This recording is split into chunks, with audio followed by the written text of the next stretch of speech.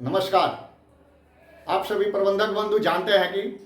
20/9/2023 को पैक्सों के जो पैक्स अध्यक्ष हैं, पैक्स प्रबंधक हैं और प्रत्येक पैक्सों के दो दो कार्यकारिणी के सदस्यों को पटना में ऊर्जा ऑडिटोरियम भवन में कार्यशाला यानी प्रशिक्षण आयोजित है। बिहार के 38 जिलों के सभी जिलों के अर्थात एक जिले से 5 पैक्सों का चयन किया गया है और इन प्रत्येक जिला के 5 पैक्स के प्रबंधक रहेंगे उपस्थित, अध्यक्ष रहेंगे और कार्यकारिणी के सदस्य भी रहेंगे। आप सभी अवगत हैं कि यह कार्यशाला प्रशिक्षण के लिए आयोजित किया गया है। इसमें सहकारिता विभाग के सभी पदाधिकारी उपस्थित रहेंगे और इस कार्यशाला के माध्यम से पैक्सों का डेवलपमेंट के बारे में चर्चा होगी। आप सभी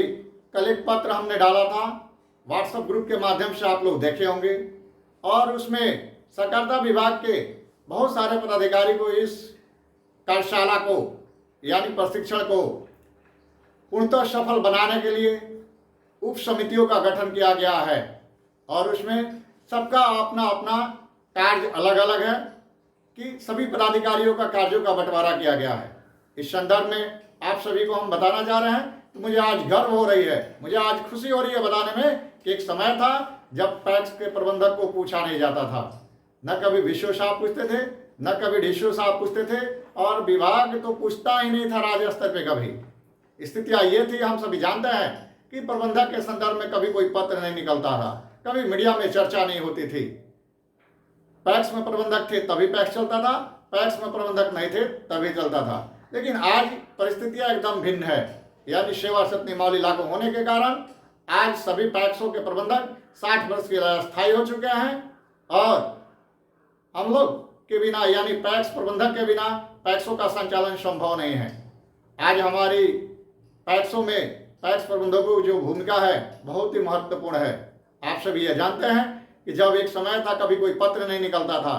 कभी मीडिया में चर्चा नहीं होती थी, कभी कोई पदाधिकारी या विभाग पूछते नहीं थे। लेकिन आज क्या है कि कोई ऐसा सचिवालय से या जिला सहकारिता पदाधिकारी किसी भी जिला के कार्यालय से कोई भी पत्र निकलता है तो निश्चित तौर पर उसमें सेवा में या प्रेषित में अध्यक्ष अब्लिक प्रबंधक रहता है। अभी आप लोग देख रहे हैं कि यह जो प्रशिक्षण है इसमें भी पैक्स प्रबंधकों को बुलाया गया है। ये हम लोग के लिए बहुत खुशी का पल है, बहुत गर्व का क्षण है। आप सभी जानते हैं कि इसके पूर्व में जब भी पैक्सों के बारे में कोई भी विभाग के द्वारा राज्य स्तर पे या जिला स्तर पे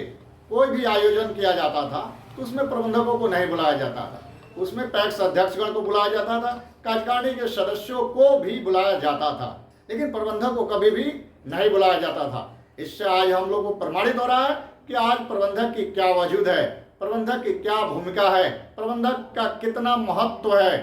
इससे प्रमाणित होता है कि आज राज्य स्तरीय 38 जिला का जो सभी जिलों के 5-5 पैक्सों के लिए जो कार्यशाला आयोजित किया गया है और इस कार्यशाला में प्रबंधक को आमंत्रित किया गया है। अब हम मुख्य विषय पर आना चाहते हैं कि यह कार्यशाला आयोजित किस संदर्भ में हो रही है, इसके बारे में हम बताना चाह रहे हैं कि आप लोगों को बहुत पहले भी हम बताए हुए थे कि पैक्सों में जो है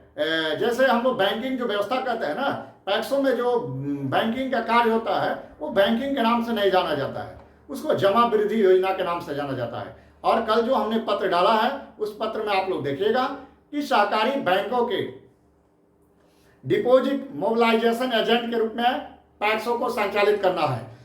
अर्थात सभी बिहार के 8,463 पैक्सों में अब जमा वृद्धि योजना भी संचालित होगा और सहकारी बैंकों के एक छोटी सी इकाई के रूप में यानी एक छोटा सा बैंक के रूप में पैक्स भी अब काम करेंगे। इस संदर्भ में विधिवत रूप से कल कार्यशाला जो होने वाला है, जो प्रशिक्षण होने वाला है, विधिवत बताया जाएगा और आप सभी उससे लाभान्वित होंगे। और निश्चित तौर पे हमको ये विश्वास है कि जो भी प्रबंधक पहुंच रहे हैं वो इस प्रशिक्षण से कुछ ना कुछ बेहतर जानकारी प्राप्त करेंगे और यहाँ से जाएंगे तो जमा वृद्धि योजना को बेहतर ढंग से अपने अपने पैक्सों में नए सिरे से जो संचालित होगा उसको सुचारू रूप से चलाएंगे।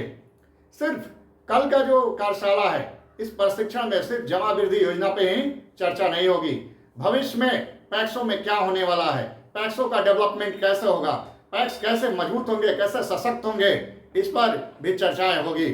और जो ये 5 सभी जिलों से पैक्स गए हैं, इन लोगों को प्रशिक्षण दिया जाएगा और धीरे धीरे एक समय आएगा कि सभी पैक्सों में प्रशिक्षण दिया जाएगा। इसके संदर्भ में विधिवत कल जानकारी विभागीय स्तर से दी जाएगी। लेकिन आप लोग से मेरा एक निवेदन है कि यदि आप लोगों को अध्यक्ष जी को मंच पर किसी भी बिहार के 38 जिलों के किसी भी पैक्स के अध्यक्ष को मौका मिलता है, मंच पर यदि विभाग के द्वारा बुलाया जाता है, आमंत्रित किया जाता है बोलने के लिए पैक्स हित में, तो उसमें निश्चित तौर पर आप लोग अपने अपने अध्यक्ष महोदय से बात कर लें कि पैक्स प्रबंधकों के वेतन के विषय पर निश्चित तौर पे चर्चा करें। क्योंकि एक आवाज उठनी चाहिए कहीं ना कहीं, जब भी कोई मंच मिले, जब भी कोई प्लेटफॉर्म मिले, तो वहाँ निश्चित तौर पे एक आवाज उठनी चाहिए कि पैक्स प्रबंधकों को वेतन विभाग के स्तर से भी दिया जाना चाहिए। और कल के प्रशिक्षण में चूंकि मेरे भी पैक्स का चयन हुआ है और कल के प्रशिक्षण में हम भी शामिल हो रहे हैं, और निश्चित तौर पे हमारे स्तर से जो भी यदि मौका मिलेगा तो मैं निश्चित तौर पर, आप सभी जानते हैं कि मैं अपनी बातें प्रबंधक के हित में जो भी रहेगा रखूंगा, वेतन के मामले में भी रखूंगा। इसलिए आप लोगों से भी मेरा विनम्र निवेदन है और सुझाव है कि निश्चित तौर पे आप लोग अपने अपने अध्यक्ष महोदय को बता दें कि यदि मंच पे बुलाया जाता है 38 जिला में किसी भी पैक्स के पैक्स अध्यक्ष को उस कार्यशाला में शामिल पैक्स अध्यक्ष जी लोगों को, तो निश्चित तौर पर पैक्स प्रबंधक के वेतन और पैक्स प्रबंधकों की स्थिति के बारे में आवाज उठनी चाहिए। देखिए, सफलता और परिवर्तन जो होता है ये रातों रात नहीं होता है। जब भी सफलता मिलती है, जब भी परिवर्तन होता है, तो ये छोटे छोटे प्रयासों, अनवरत प्रयास करने से सफलता और परिवर्तन होता है। इसलिए हम लोग को भी लगातार लगे रहना है और अपने हित की जो लड़ाई है, यानी प्रबंधक हित की जो लड़ाई है, इसको पूरी मजबूती से हम लोग को लड़ना है। इसके साथ ही आप लोग को हम बताना चाहते हैं कि अगले महीना में अक्टूबर माह के पहला सप्ताह में संभवतः कटिहार, पूर्णिया, अररिया, भागलपुर, गया, इन जिलों में बैठक सम्मेलन होने वाली है। पैक्स कर्मचारी संघ बिहार का बैठक सह सम्मान समारोह आयोजित होने वाला है। और आप लोगों से मेरा निवेदन है कि जिन जिलों में टीम खड़ी नहीं हुई है, उसमें आप लोग उस जिला के प्रबंधक बढ़ चढ़ कर हिस्सा लें, आगे आएं और संगठन को मजबूत करें और संगठन का बैठक सभी जिलों में हो। अब संगठन को जमीन स्तर पे, ग्राउंड पर जाकर हम लोग को वर्क करना है, तभी जाकर संगठन मजबूत होगा और आगे की लड़ाई को हम लोग लड़ पाएंगे। बहुत बहुत धन्यवाद।